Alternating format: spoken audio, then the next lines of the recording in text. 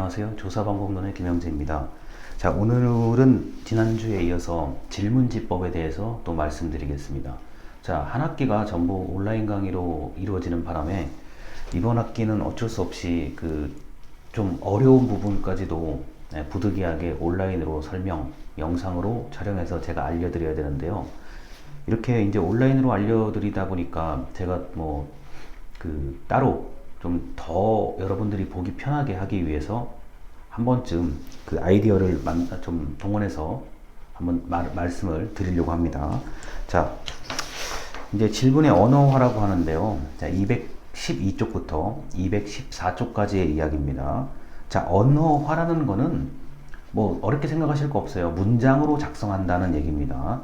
제가 지난주에도 이미 말씀드린 내용을 또 중복해서 이제 전달을 해드려야 되는데, 이게 질문이 좋아야 한 번쯤 응답도 좋은 응답을 얻을 수가 있습니다.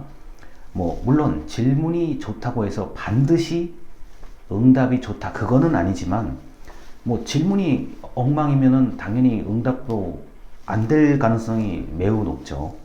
그래서 질문을 어떻게 하면은 잘 문장으로 쓸지에 대한 게 바로 언어화의 이야기입니다. 자, 질문 어구, 자, 문장, 문단 또는 단어를 어떻게 선정해야 되는지, 그리고 문장을 어떻게 만들어야 되는지에 대한 고민을 해야 되는데, 이거는 우리가 3월달인가요? 4월달인가요? 그때 아마 문헌연구법이라고 제가 말씀드린 적이 있을 겁니다. 문헌연구 다른 설문지는 어떻게 작성되었는지 이걸 한 번쯤 보고 내가 문장을 좀 어떻게 작성해야 될지 참고할 만한 게 있어야 되겠죠. 그래서 저는 이 질문을 직접 설문지에다가 이제 쓰는 단계, 문장으로 만드는 단계에서는 반드시 좀 귀찮고 좀 시간이 많이 걸리더라도 다른 사람의 설문지를 꼭 참고하기를 권유해 드립니다. 자, 그리고 이제 이중 의미를 갖는 질문, 하나의 문장, 하나의 질문에 두 가지의 의미, 두 가지 이상의 의미를 갖는 그런 내용은 안 쓰시는 게 좋겠습니다. 자, 이런 거죠. 자, 제가 이제 스케치북에다가 좀 써왔는데요. 자, 이런 거예요. 자, 이중 의미의 질문은 혼란을 유발할 가능성이 있죠. 특히나 예를 들어서요. 자, 하나의 문장에 중학생과 고등학생이, 자, 하나의 문장에 중학생을 물으려면 중학생을 묻고 고등학생을 물으려면 고등학생을 물어야 되는데, 하나의 문장에 중학생과 고등학생이 무엇에서 어떻게 생각하십니까? 이렇게 묻는다는 거는 이게 이중의미에 포함되는 얘기입니다. 자, 예를 들어서 이럴 수도 있어요. 대학생과 직장인, 이런 경우도 이제 이중의미의 개념이고요. 그 다음에 청년의 범위가 너무 넓죠. 그래서 이런 이중의미에 관련된 이런 문장들, 이런 문장들은 분리해서 차라리 두 개의 질문으로 나누어 묻는 게 낫죠. 자, 최근 또는 중학교 1학년, 중학교 2학년, 중학교 3학년, 이런 식으로 더 구체적으로 분리해서 물어봐도 큰 무리가 없겠습니다. 자, 그래서 이중의미 또는 이중의미 이상의 질문은 분리해서 물어보는 게 좋겠습니다. 자, 그리고 이제 213쪽쯤에 나오는 얘기가 이런 게 있어요. 특정 방향으로 유도하는 질문인지를 확인할 것이라고 되어 있는데, 자, 우리가 이번 학기에 배우는 내용은 연구조사, 좀 객관성과 중립성을 유지해야 되는 연구조사의 질문인 경우는 특정 방향으로 유도하는 것을 엄격하게 금지 또는 연구조사자 스스로 하면 안 되는 거지만, 이게 이제 질문지 자체가 하나의 홍보 수단일 경우는 특정 방향으로 유도를 해도 크게 무리가 없습니다. 그리고 일종의 마케팅 방법이라고도 할 수가 있죠. 자, 여러분 길거리 가다가 이렇게 또 설문조사 같은 거 참여해주면 주잖아요. 자, 주는 거고, 특별히 어려운 질문도 아니죠. 한 두어 가지 물어보고 그냥 상품 같은 거 주기도 하고요. 그리고 아예 회사의 어떤 상품이나 로고 같은 게 눈에 선명하게 보이잖아요. 자, 그렇기 때문에 그런 길거리에서 응답하는 응답조사 같은 경우는 이미 어느 정도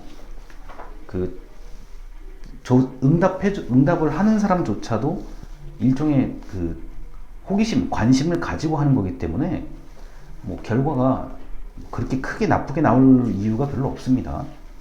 자, 그렇지만 우리가 이번 학기에 얘기하는 이 수업은 그 연구조사 객관성과 중립성을 확립해야 되는 그런 부분이기 때문에 좀 질문 자체도 중립적인 그런 의미를 담고 있는 질문인지를 반드시 확인하셔야 됩니다.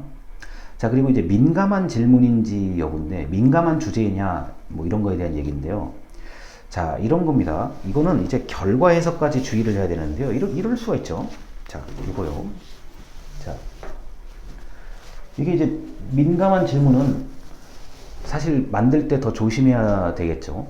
왜냐면은 결과 해석이 그 결과 해석을 고지고대로 하면 안 되는 그런 경우들도 있어요. 특히나 예를 들어서 뭐 성에 관련된 문제, 자, 이건 생물학적 성입니다. 성에 관련된 뭐 이야기, 그리고 뭐 그 사람의 뭐 돈에 관련된 이야기, 월 수입도 있지만 일당을 받는 사람들도 있죠.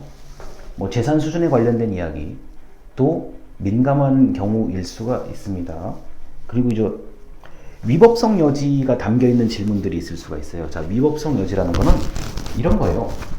자, 이게 이 질문이 분명히 연구 조사에 관련된 질문인 거는 알겠는데, 내가 혹시 이 질문에 뭐 예라고 대답을 하면 어떤 문제가 생기지 않을까, 내가 공중도덕을 위반한 거 아닐까, 이런 그 느낌을 줄 수 있는 질문들, 주제들이 있거든요. 그래서 이런 민감한 질문은 더 조심할 필요가 있겠습니다. 자, 이게 그래서 질문의 언어화는 뭐 이게 고민을 하면 할수록 사실 그 문장으로 표현하기가 어려울 수도 있어요. 사람이 아는 게 많으면 좀 말하거나 글 쓰는 게 조심스러워지는데요. 너무 아는 게 많다 보면은 도대체 질문을 어떻게 만들어야 됩니까? 이렇게까지 고민을 하시는 분들이 있는데, 자, 바로 이 영상 첫 번째 말씀드린 거예요. 기존의 조사 연구는 어떤 식으로 질문을 구성했는지, 자, 살펴보시고, 그런 기존의 연구도 가끔은 질문이 잘못된 경우들도 있습니다. 그런 실수들을, 자, 본인이 방지하고 좀 고민해서 다시 문장을 만들 수가 있죠. 자, 뭐 나머지 것들은 크게 어려움이 없을 수도 있는데, 이제 민감한 주제나 질문을 다루는 경우는 주변 사람들에게 반드시, 자, 연구를 잘 아는 사람, 그리고 연구를 전혀 모르는 사람, 이런 두 집단으로 구분해서 한 번쯤 여러분들이 물어보실 필요가 있겠습니다. 그래야 좀 그 설문지를 완전히 배부했을 때 생길 수 있는 문제를 줄일 수가 있습니다. 자, 이렇게 스케치북을 중간에 제가 이렇게 들어서 보여드리는데, 이게 카메라의 거리나 각도하고 좀 안 맞을 수 있다는 점을 미리 말씀을 드립니다. 자, 이게 이제 그래서 이렇게 질문의 언어화는 뭐 별거 아닌 것 같지만, 특히 이제 오탈자 같은 거, 그리고 문장 자체가 아예 좀 말이 안 되는 경우가 있어요. 이게 지금 뭐를 이상하다? 이게 좀 문장 자체가 좀 이상한데? 이런 이제 그 이야기는 안 듣는 것이 좋겠습니다. 왜냐면은 문장 자체가 좀 이렇게 이상하면, 특히 이제 외국말 같은 외국 어순에 맞는 그런 문장들을 쓰게 되면은 그 읽는데 아주 불편하거든요. 그래서 가능한 한 간결하고 능동태, 우리가 능동태, 수동태 할 때요, 그러한 문장을 쓰는 게 좋겠습니다. 자, 계속 이어서 그 질문지법에 대해서 말씀드리겠습니다. 감사합니다.